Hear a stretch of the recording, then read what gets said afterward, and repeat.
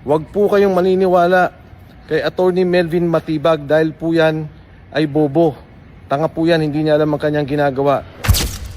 Bakit naman inaprubahan ng mga kasamahan ni Kiko Pangilinan? Mga sandamukal din ng mga pulpul na mga senador. Oh, ada pa. Oh. Oh. Sa kamuton rin mo mga dugmok na. Na, da. Sus. Da. Tanawagan sa kal. Wala, konting kaway lang, wala na, magsisigawan na. Magandang hapon po sa ating lahat at marami po ang ating pag-uusapan ngayon, no? Unang-una, ito pag-usapan natin itong NBI, no? Handa na may balita na imbestigahan itong si Mike Defensor at handa na raw itong arestuhin. At nagpalabas rin ng video itong si Mike Defensor kung saan ay sinabi niyang bobo yan si Matibag.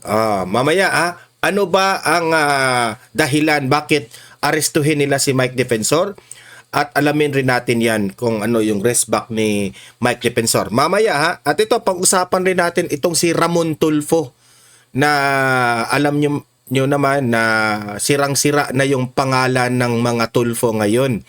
At isa sa mga nakasira dito sa pangalan ng mga Tulfo ay mismo yung kapatid nila na si Ramon Tulfo. Siniraan niya ng siniraan itong si VP Sara. Okay, mamaya alamin natin kung ano yung sinabi ni Ramon Tulfo at magre-react tayo dyan sa ating opinion. Okay? Pag-usapan rin natin itong si Erwin Tulfo. Yan, sirang-sira na talaga. May video po akong ipapakita sa inyo kung saan nagpapatunay na wala talagang mga prinsipyo itong mga Tulfo, especially itong si Erwin Tulfo. Dahil sa politika, nag-iba na ang ihip ng hangin sa kanya. Ang kanyang prinsipyo, yung dating mga sinabi niya kay Kiko Pangilinan, wala na, nabubura na. Kasi kaalyado na sila napupolitika na. Mamaya, pag-usapan rin natin yan. At ito, nakakahiya po itong ipinakita ng isang netizen, no? Vinidyo pa nila ang isang parang flood control o parang irrigation yata ito, no, sa Mabini, Kayakay, Bohol, no? Na di umano kabago-bago pa lang last week na tinurn over ito ni BBM. Pero ipinakita niya na kahit kamayin mo, madudurog yung simento. Abangan nyo yan kasi ipapakita ko sa inyo mismo yung video niya. At ito, ang dami nga nating pag-uusapan ngayong araw na ito Ang kampo po ni VP Sara, itong si Attorney Powa ay in-interview ni Ted Filon, no? Na ang kampo ni VP Sara ay maghahain ng komento sa hiling ng prosecution na buksan ang BIR box. Yan, patungkol dyan sa BIR box na yan. Kung ano-anong drama nito mga prosecutors na ito, no? Alamin natin at sasagutin yan ni Attorney Powa. Dito lang yan sa Don Mar TV. At tayo po'y magbibigay ng reaction, opinion patungkol dyan. At heto po, nagkagulo doon sa dito sa Gaizano Mall, okay? Kung saan si VP Sara po ay ng grocery doon at nakalinya po si VP Sara. Dito mo talaga makikita kung gaano kamahal ng taong bayan itong si VP Sara. So yun po, ipapakita natin yan mamaya. Pero bago natin ito itatalakay lahat, ay mag-like muna at mag-share sa mga nanonood ngayon. Importante yan para kakalat ito sa taong bayan. At sa mga hindi pa nakasubscribe dito sa Don Mar TV, mag-subscribe na po kayo kasi libre lang talaga po ang mag-subscribe sa YouTube. Walang bayad yan. Updated pa kayo sa ating mga trending na mga balita. Okay? Wala muna tayong batian ngayon kasi medyo marami po tayong itatalakay ngayon. Okay? Heto. Papanoorin natin. Ito po yung pautot ng NBI. Yan. Binalita ito ng Inquirer. Breaking news. The NBI is set to file a human trafficking case against former Congressman Mike Defensor. Ayan. Diyan sila magaling itong administrasyong Marcos. Kasuhan nila yung mga nagkikriticize sa kanila. Kaya nga, sinabi nila, silent martial law na raw yung mga nangyari ngayon. Ayan, si Mike Defensor, alam naman natin, tinutulungan lang niya yung mga Brave 18. Ang ngayon, may kaso na siya. Yan ang pananakot nila. Nag-human trafficking raw itong si Mike Defensor ayon sa NBI in connection with a KTV bar recently raided in Pasig City. Ang tanong dyan, meron ba kayong ebidensya dyan, NBI Matibag? Kasi kung puro lang ito istorya, hearsay, paninira lang ito. Para to lose credibility on Mike Defensor. Okay? Kailangan yung patunayan yan. Where sexual exploitation was allegedly committed against 54 women victims according to the NBI Director Melvin Matibag. Melvin Matibag, patunayan mo na meron kang ebidensya dito. Kasi kung wala, pagtatawanan ka lang ng taong bayan. Matibag said they will file the case on Friday before the Pasig City Prosecutor's Office. Kasi ngayon, Thursday ngayon, so bukas nila ito ifa-file. Okay? Lumalabas na talagang si Mike Defensor kasali rito, Matibag said. Yan ang hirap sa'yo, Matibag. Ano bang nakain mo, Matibag, na nasabi mo na kasali si Mike Defensor dito? Okay? Patunayan mo yan. Huwag puros salita. Okay? The Bureau earlier filed charges against the ex-congressman's wife, Julie Defensor. Ito naman, asawa naman ni Mike Defensor, no? Kawawa. Talagang ganyan po ka-powerful ngayon si BBM, no? Hawak niya lahat ng mga ahensya ng gobyerno. Kung sino yung mga anong tawag dyan? Yung nagkikriticize sa gobyerno, duda ako rito. It's all about the flood control. Kasi itong si Mike Defensor, ang ingay-ingay nito patungkol po sa flood control corruption. No? Talagang hindi natatakot itong si Mike Defensor na tinulungan itong mga Brave 18, itong mga dating sundalo para lang mabuking itong mga mastermind sa corruption. Ang tanong dyan, kasali ba si BBM? Bakit ngayon ay ginigipit nyo ang mga tao na tumutulong na masugpo itong korupsyon? Bakit kayo sensitive? Di ba? Miguel Gabriel Defensor regarding the incident. Ay ang kanyang anak ni Mike Defensor. So, yan po, no? Nag-breaking news. So, syempre, si Mike Defensor, nung nalaman niya ito, heto yung sinabi niya. Okay? Panoorin natin ang rest back nitong si Mike Defensor. Huwag po kayong maniniwala kay Attorney Melvin Matibag dahil po yan ay bobo. Tanga po yan, hindi niya alam ang kanyang ginagawa. Magandang hapon po. Congressman, dating Congressman Mike, naniniwala po kami sa inyo.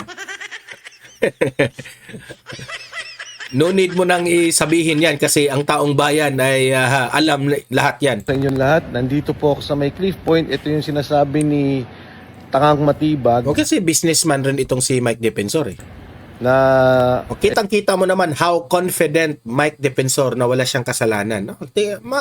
Kayo na, humusga taong bayan sa kanyang body language and facial expression kung siya ba po yung nagsisinungaling. itong may pinakita pa silang mga engineering plan. Yan po ang Cliff Point. Yan yung aking opisina. Ayan, nakikita nyo may mga establishment. Nandyan yung Korean restaurant, yung 7-Eleven. Andito po yung may studio dyan, may office sa taas.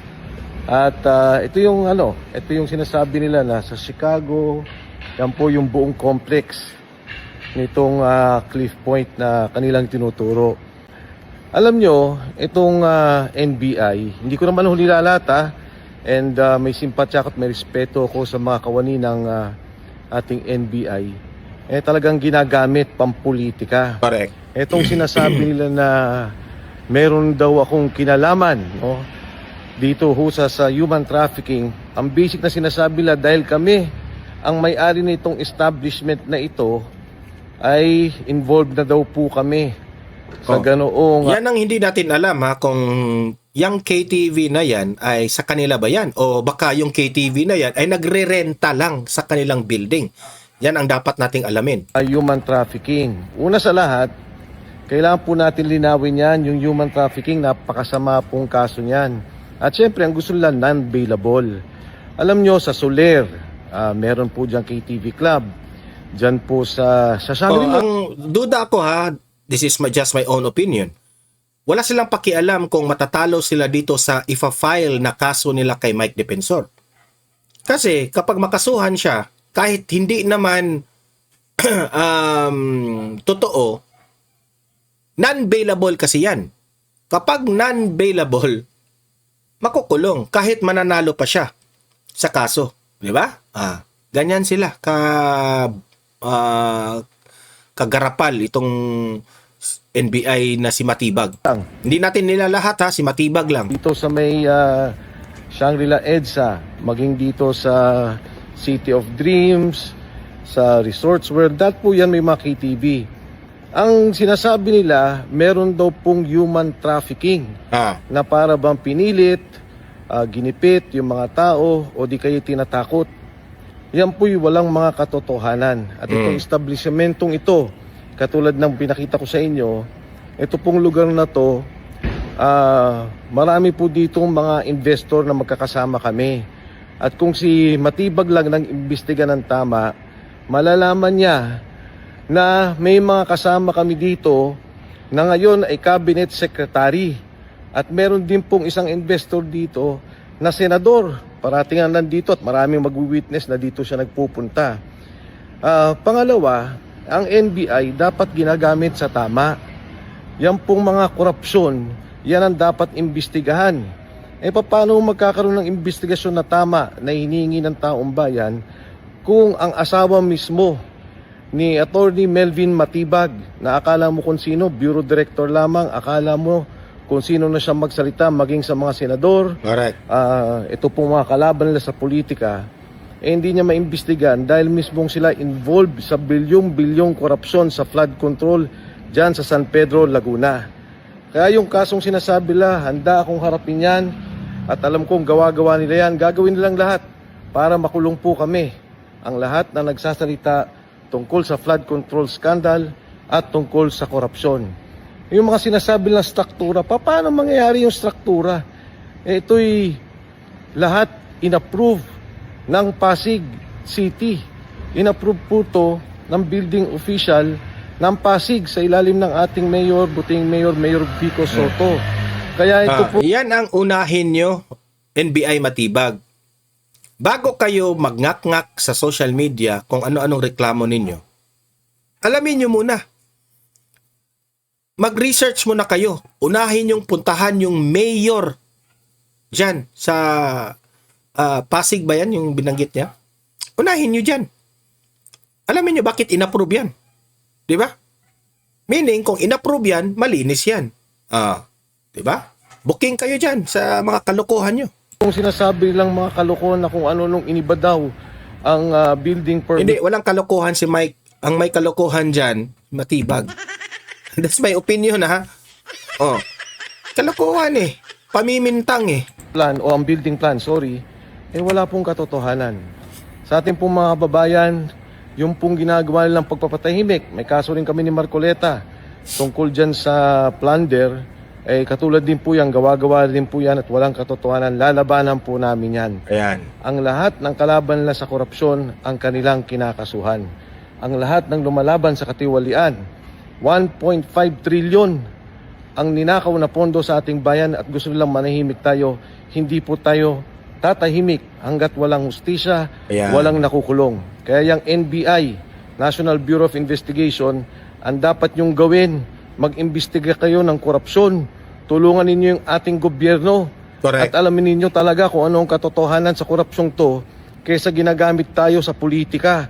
Huwag po kayong maniniwala kay Attorney Melvin Matibag dahil po yan ay bobo.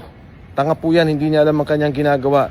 Para po sa ating bayan, sa mga kawani ng NBI, Grabe. huwag po tayong paggamit. Napakaganda ng ating ahensya. Correct. Respetado po tayo. Huwag po tayong pagagamit dito sa mga kalokohan na ginagawa ng NBI na pampolitika lamang. lahat ng mga kalaban nila ay kanilang kinukulong, pinapatahimik at kinakasuhan. Mahigit 40 na po kaming nakasuhan dito sa problema ng flood control scandal. Lahat ng mga nagsalita, hindi naman involved sa korupsyon. Wala namang ninakaw pera pero nagsasalita. Yung nag-iingay na yung mga gustong tumulong sa kung sino man ang nagnakaw ng flood control, yun pa ang kanilang kakasuhan. Anong klaseng gobyerno ito? Laban sa korupsyon, kinasuhan na po kami lahat. Pero yung totoong mga involved sa korupsyon hanggang ngayon laya, protektado. Correct. Pati nga yung mga freeze order Sobrang nakakahiya ang gobyernong Marcos, no? Grabe. nila wala na, nakawala na po yung pera. Yan ang ating problema sa ngayon at yan ang dapat nating tugunan. Correct. Sa inyo po lahat, magandang hapon ulit at maraming salamat. Ayan, so kami po ay mas naniniwala, taong bayan may mas naniniwala kay Mike Defensor compared dito kay NBI Matibag. Okay? So, yan, clear. Very clear yung sinabi ni Mike Defensor at kitang-kita mo naman, nagsasabi siya ng totoo. Ito po yung sinasabi ko na itong si, Ramon Tulfo. Ito siya, itong matandang ito, mayabang ito, itong matanda na ito. Mayabang siya. To the point na, isa lang ang katapat nitong matandang ito eh. Si Claudine Barito.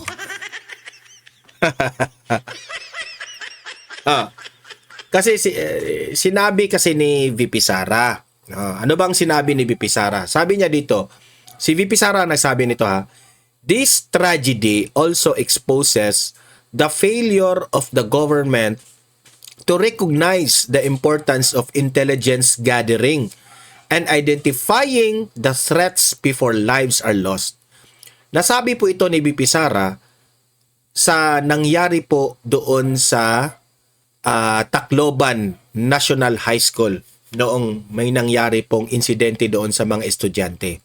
Okay? Biniblame po ni VP Sara kasi may failure ang gobyerno. Okay? Kasi ang gobyernong Marcos binabaliwala ang intelligence gathering. Okay? Sa mga importante kasi itong intelligence gathering para ma-identify natin kung sino-sino itong mga kagaya nung nangyari dito sa mga bata. No? Importante yan. Ganyan po. Yung mga confidential funds na yan, dito yan ginagamit. Okay? So, may point si VP Sara. Kulang po ang gobyernong Marcos ng mga ganito.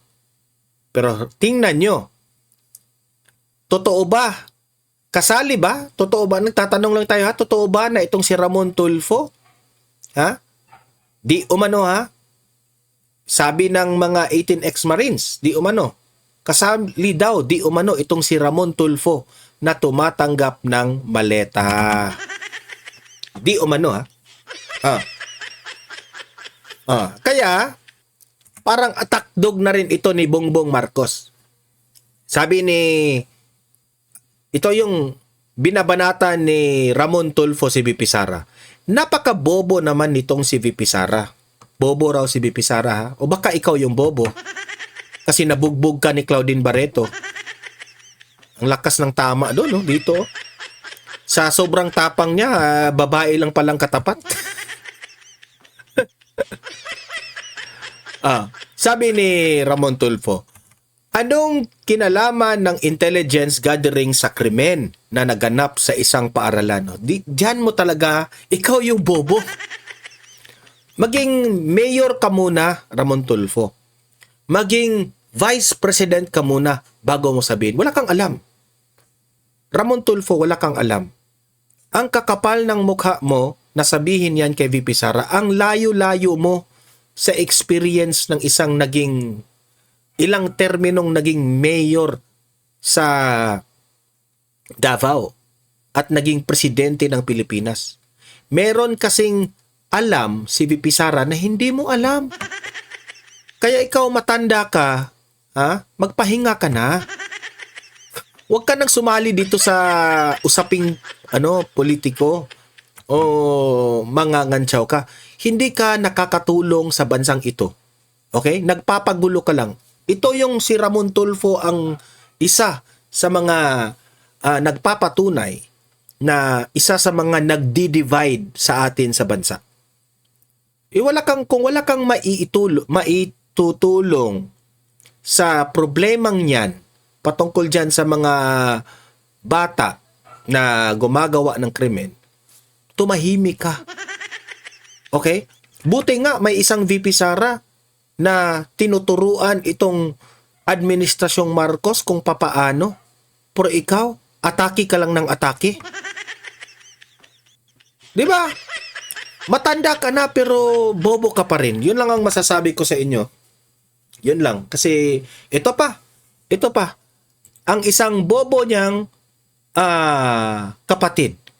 Tingnan nyo ha. Gaano kawalang prinsipyo itong kanyang kapatid. Pakinggan ninyo. Anong silbi ng batas na yan?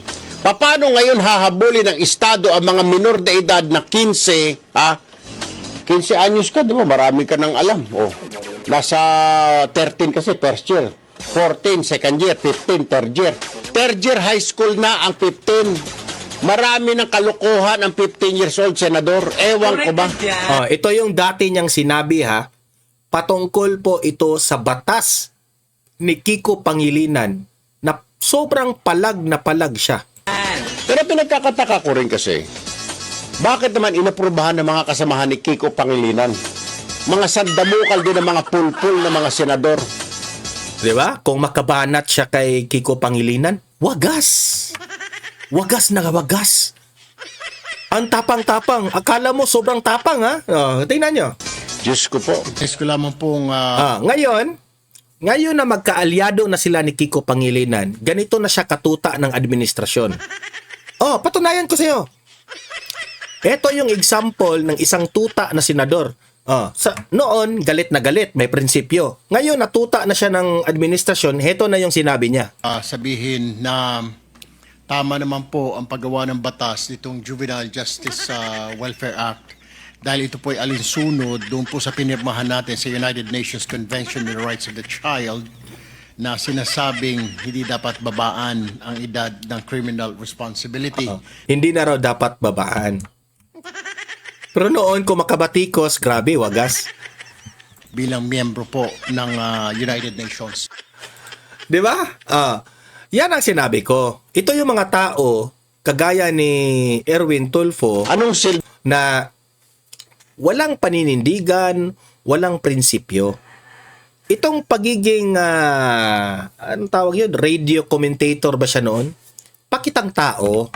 Nung sinabi niya ito, pakitang tao.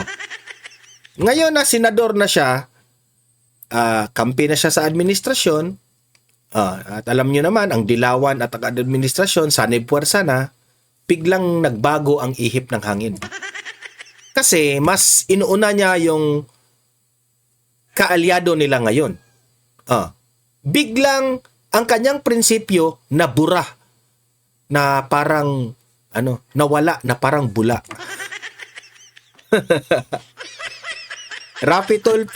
Erwin Tulfo, grabe, no? Saludo po sa inyo ang mga bobo. Ay, nako. Pasensya ka na, Erwin Tulfo ha, kasi sobrang sablay mo dito eh. Kahit anong anggulo natin tingnan, talagang nag 360 degrees ka dito. 360 degrees. Ay, nako. Ganyan, no? Kaya, pagdating ng panahon ng 2028, huwag nyo nang iboto itong mga bobo na ito. Tatakbo pang presidente yung kapatid. Wek! Ay, nako. Ito. Panoorin natin, ha? Itong isang proyekto ng Administrasyong Marcos. Ito po yung, nangyari po sa isang proyekto sa Bohol. Okay? Na tinurn over raw ito ni BBM. Pero ito yung reality. Video mga ka-farmers. Kita ninyo agi sakop sa turnover ni Bongbong Marcos gahapon dito sa Mabini kaya. Sabi niya ito raw yung tino-turn over ni BBM dyan sa Mabini, Kayakay, Bohol. Oh, yan. Pinakita niya, ha? Ay, mana ilang di turnover nga Oh, ito yung tinurn over ni BBM. nga bisag wa panhuman. Oh, tingnan nyo, ha? Gaano ka pulido o gaano kaganda ang proyekto ni BBM. Tingnan nyo. Bisag ultimo baki dani mo dasmag. Pusa do no tanaw. Tanawa oh. Mana kalig-on ang ilang gibuhat gapon. Gi-turnover nila kay arong mo paldo na pod. Malita. Tama ka dyan, boy. Paldo sila. Paldo. Ano ba yan? Dumaan ba yan sa standard na paghalo ng semento? Parang, sabi niya, kahit banggaan yan ng palaka, basag. Tanapod. Oh, tanawa oh, di ba? Oh, ingon pag among mayor, nahuman ako na, nahuman ba daw oy? Daghan pa ni kadyo, dapat dare dapit ta oh. Bohol yan, ha? Sa kamot to misag dasmagan na nagbaki, digli pito-pito. Kahit raw, banggain ng ang palaka, basag. Oh, wag yun eh, hindi maayog trabaho. Oh, dapat dare oh. Oh, daghan pa ni kadyo guba. Oh. Ano yun, bisag dasmagan na ning kansay mo dasmag na ning kanang ano sus na. Naman ning gi-turnover ro panahuman. Grabe. Oh, daghan. Oh. Shout out dai sa among mayor. Nga nahuman na wa panahuman eh. Gihuman naman niyo kay mo paldo. Oh, shout out ninyo mga kontraktor. Oh, pa. Oh. Oh. Sa kamuton rin mo mga dugmok na. Sus. Da. Tanawa ko sa kalig-on nilang gipang buhat, oh. Ay, nako. Oh. Tanawa. Oh. Trabaho ni Stia. Grabe naman yan. Turnover gapon ni Bongbong. Dito sa Mabini, Kayakay. Oh. Ano tanawa? Oh. Tanawa ko sa kalig-on, oh. Diba? Ingon pa mong mayor nga nahuman ako ng pangayo. Naman yung taon, maagi-anig tubig di ba din yung mga dugmok, ha? Oh. So, kamuton na gani, madudugmok na. O, kisa may kontraktor na ni, shout out ko. Taro nga yung taon po din jo. Kaya nga uga na namong basak, tanawa. O, maagi-anig tubig di din yung mga dugmok, o. Susugin mo rin pumunita, no? O, Yan. tanawa sa kalig-on. Tanawang trabaho sa niya. O, shout out din jo. Paldo mo kay gi-turnover ng gahapon bisag ko panahuman. Grabe. Okay. Ang tabunan na lang maglakay pero na lang. So, yun po yun po ang nangyari. Ebidensya yun, video talaga yun na nagpapatunay na wala talagang pagmamahal sa taong bayan itong mga buwaya na ito. Huh? Ito, ginagawa nila yun. Millions yun Millions yun yung proyekto na yun. Abot siguro ng billion. Hindi natin alam kung magkanong budget doon. Pero isang bagyo lang yun, ubos yun lahat. Sure ako doon. Sabi pa nga niya kahit palaka pang bumangga doon, basag, di ba? Ganyan. Yan sila. Ganyan yung, nakakahiya talaga yung administrasyon ngayon. Sobrang nakakahiya. Heto, ipapakita ko sa inyo itong video na ito kung saan si VP Sara po ay mahal na mahal talaga ng taong bayan. Nakita siya ng grocery siya doon sa isang Gaizano Mall. No, hindi ko lang alam, I'm not so sure kung saang lugar to. Pero dito mo talaga makita na kung saan si VP Sara magkagulo talaga ang isang lugar because they really love VP Sara at gusto nilang lapitan. Gusto nilang lapitan. Ito panoorin po natin. Ayan, ito.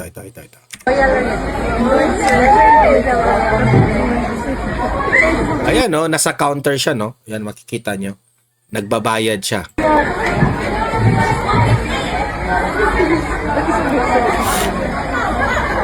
No. Tingnan nyo yung mga nasa paligid niya, tuwang-tuwa.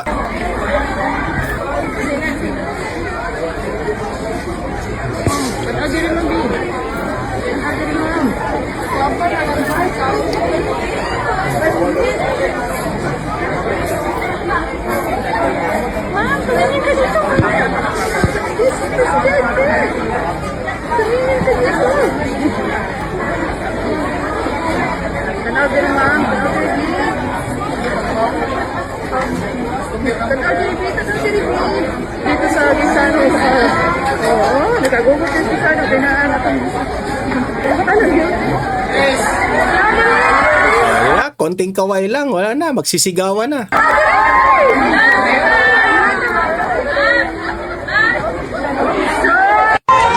Oh, 'di ba? Mga trabahante 'yon sa mall, no? Huminto sila sa pagtatrabaho para lang makita si BP Sara. Ganyan po kamahal nila si BP Sara.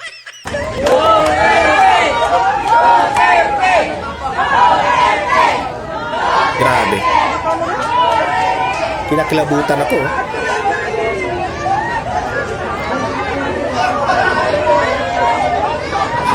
Ayan. So, ito yung ikinakakainis ni Auntie Claire Castro. Goodbye 2028, Auntie Claire. Goodbye 2028, Auntie Claire Castro. Umiyak ka na lang. Ito, panoorin natin itong interview. Itong si Attorney Powa kay Ted Filon, no? Ito, panoorin natin. Sa linya ngayon si Attorney Michael Powa, ang spokesperson po ng defense team ng kampo nga po ni VP Sara Duterte. Attorney Okay. Michael Powa, magandang umaga po. Magandang umaga po, Manong Ted, at magandang umaga din po, Ma'am Chacha. Okay, first question. Dito ho sa inyo pong pagtutol sa pagbubukas po nitong box containing the BIR records of the Vice President and her husband, ano ho ang inyong basis doon? Opo, number one, gusto ko lang po klaruhin, Manong Ted, hindi po tayo tumututol dyan, no? In fact, hindi pa namin nabibigay yung aming komento doon sa manifestation kung saan kabilang doon yung pagbubukas ng BIR box for pre-marking purposes. So, wala po tayong sinasabi na tinututulan natin yan. Hindi pa po tayo nagbibigay ng ating official na position regarding that. We are planning to file a comment siguro by tomorrow at the latest. Okay. So hihintayin po ninyo yung nakapag-formal manifestation na ba dito ang prosecution? Meron po, Manong Ted, natanggap po natin kahapon ng umaga. Mhm. So yan po ay ginagawa na namin ng komento sa ngayon. Kagabi, ang usapan namin, palagay ko, by tomorrow, mag-file namin yung comment namin dun sa manifestation. At ito ay pinahayag ko na rin, no, sa Clerk of Court na si Attorney Bantug that we will be filing a comment. Most likely, what will be the contents of your comment? Ako, mahirap po preempt. That's why last night when I was being asked to take the interview, sabi ko mukhang maiinis sa akin si Manong Ted. Kasi hindi ako makapagsalita hanggat ma-file namin yung comment. Of course, you know, hindi lang sa ayaw namin magsalita. Kasi kay Manong Ted, yung boses ko kasi ay medyo inuubo.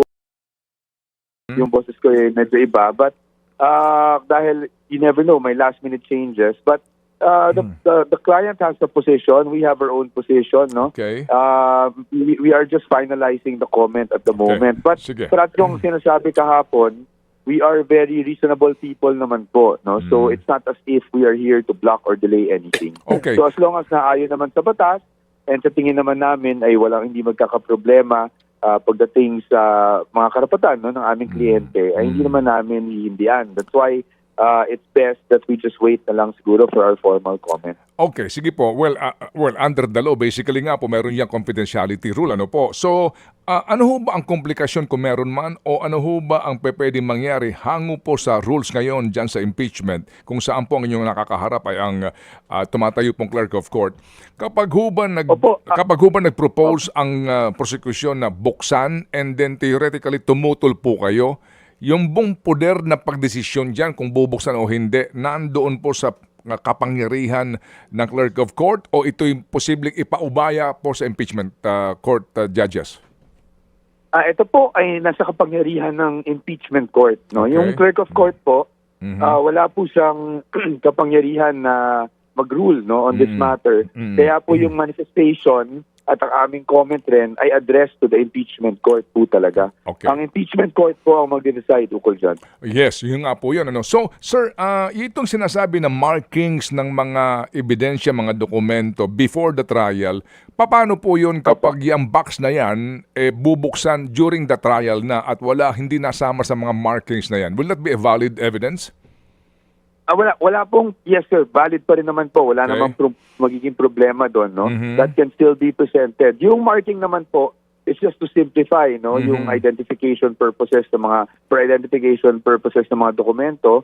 So wala naman po magiging balakid diyan that can still be presented once the impeachment court decides na kailangan buksan yung box. Wala naman po magiging issue yan, no.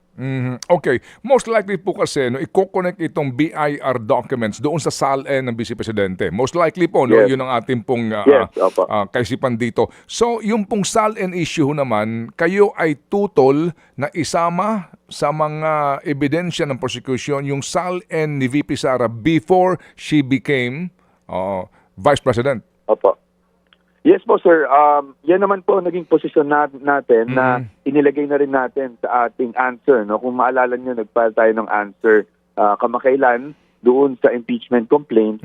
At isa yan sa mga bagay na ni-raise namin, no. Although I have to tread carefully kasi we cannot discuss the merits, so I will be very factual lang po, no. Okay. So, we filed an answer and included in that answer our position na according to the Supreme Court decision in the case of Duterte versus HOR, napakalinaw po doon na ang sinasabi ay ang saklaw ng impeachable offenses ay yung offenses lamang na allegedly, no, nangyari o nasagawa while the public official is occupying an impeachable office, no.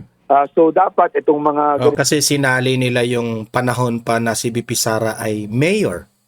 'Di ba? Ganyan sila katanga ang HOR.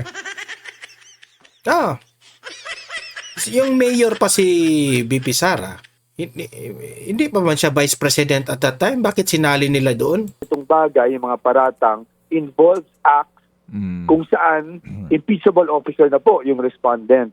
So kaya po ang posisyon namin is everything else before 2022 ay hindi po dapat, no, maging topic or subject ng impeachment na ito. Okay, so just the same. Pero Attorney Powa, talo ka pa rin dyan kasi miyembro kasi sila ng Bendalo eh. Ikaw, hindi ka miyembro ng Bendalo, Attorney Powa. Talo ka pa rin yan sa mga Bendalo. Po ang ating katanungan, kapag ho ba ito ay ipinilit ng prosecution dito po sa clerk of court sa submission ngayon at marke sa mga dokumentong ito, tumutol kayo, who will decide eventually po? Who will decide sa validity nitong mga SALN na ito para po i-reinforce yung akusasyon ng prosecution? So definitely po, the impeachment court po talaga yan, no? That's why in-include po namin yan as one of our affirmative defenses, or ibig sabihin, ito yung mga sinasabi natin, no? Doon pa lang sa answer na hindi pwedeng gawin. At itong mga bagay na to ay dapat talakayin talaga po ng impeachment court. Usually po, sa regular court, bago pa magsimula, no, yung presentation of witnesses, evidence, talagang inuuna desisyonan itong mga pending matters na ito. Okay. Sir, hindi pa ho tapos ang mga markings na ito. July 6 ang sinasabi pong simula po ng trial. Ano ho ang inyo pong dito? Ang inyo pong pakiramdam? Matatapos ho ba kayo hanggang bukas o ito yung extended pa hanggang next week? Susubukan po namin, no, na matapos talaga to by today or tomorrow. Kahapon naman po medyo napabilis po talaga yung proseso, no. Lalo na nung nagdagdag ng additional marking station or kumbaga iniwalay sa dalawang grupo yung nagmamark nung para sa Article 2, itong unexplained wealth, no, yung kasama yung SALN, etc. Na-divide na po sa dalawang grupo, so nahati na rin yung dokumento at simultaneously po minamark na po itong mga dokumento at napabilis po talaga. And so, yan nga po yung sinasabi ko, both the prosecution and the defense have been working together naman po para ma-expedite lahat ng ito. Okay, sige po. We appreciate So, po, no? hopefully. We appreciate po your finding time despite po itong inyong problema sa boses, and magpahinga po kayo ng lubos, attorney, dahil marami-rami pa pong mga panayam at paliwanagan ito. Opo, maraming salamat din po at pasensya na po talaga kung medyo nagka-crack yung boss natin ngayong araw. Maraming salamat po, Manong Ted. Godspeed, sir. Ayan, so yun po yung interview ni Attorney Powa. Ang gusto lang talaga mangyari ni Attorney Powa dito is that bakit natin isali yung panahon na mayor pa si VP Sara? Hindi yun pwede. Kasi hindi naman siya impeachable at that time. Is still a mayor. ang pinag-uusapan rito, gusto nilang ma-impeach itong si BP Sara bilang Vice President. So yun lang ang itatalakay natin. Bakit you will go beyond? Ha? Pati yung mga nangyari pa doon sa mayor pa siya, isasali nyo.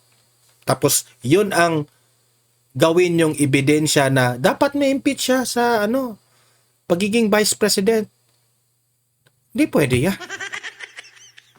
Nakakatawa nga itong House of Representatives, itong mga prosecutors na ito Kung ano-ano na lang ang kanilang ginagawa para lang talaga magtagumpay sila sa kanilang plano. Ay nako, ewan ko na lang. So, ayan sa mga audience ko dito sa Don Mar TV na nanonood ngayon, yung opinion nyo po ay importante yan na mabasa po natin sa comment section, okay? Basahin natin yan para makaparticipate kayo dito kung ano ang inyong opinion patungkol po sa ating mga itinalakay, okay? Like and share. At sa hindi pa nakasubscribe, subscribe na po kayo. Okay? See you in my next video. Have a great day. Have a great night. God bless po sa ating lahat.